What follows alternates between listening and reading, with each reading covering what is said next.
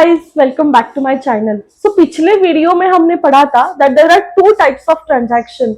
One is monetary transactions and another is non-monetary transactions. Monetary transactions मतलब जिसको हम accounts में record करते हैं and non-monetary transactions मतलब जिसको हम totally ignore करते हैं, मतलब we won't record these transactions in our books of accounts. तो ये तो समझ में आ गया कि there are two types of transactions. But what is the meaning of transaction? बहुत आसान है, एंड तक देखना.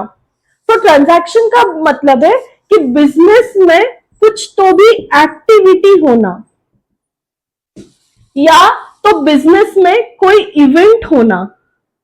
इवेंट एंड एक्टिविटी, इसका मतलब कि बिजनेस में कुछ तो भी लेन देन होना, या तो पैसों का लेन देन या तो गुड्स का लेन देन, कोई तो एक्सचेंज होना, exchange of something in return of something. This is a transaction.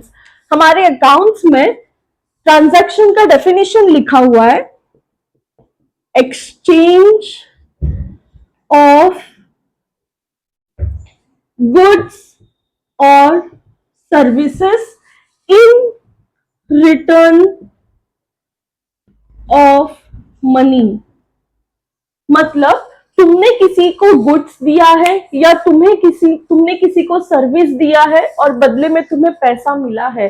That is a transaction. और इसीलिए अकाउंट्स में इस ट्रांजैक्शंस को मॉनेटरी ट्रांजैक्शंस बोला जाता है और हम इसी को ही रिकॉर्ड करेंगे. We will ignore which transactions? You know the answer very well. Yes. So let me summarize you. Transactions का मतलब है कि exchange of something in return of something. मतलब तुमने किसी को कुछ गुड्स दिया है या तुमने किसी को सर्विस दिया है और उसके रिटर्न में तुम्हें पैसा मिला है. That is a transaction. Now let me ask you कि मैंने मेरे वर्कर को सैलरी दिया है. Is this a transaction? जो मेरे शॉप पे काम करता है, मैंने उसको सैलरी दिया है. Is this a transaction? Answer this question in a comment box and share with your friends. Bye guys.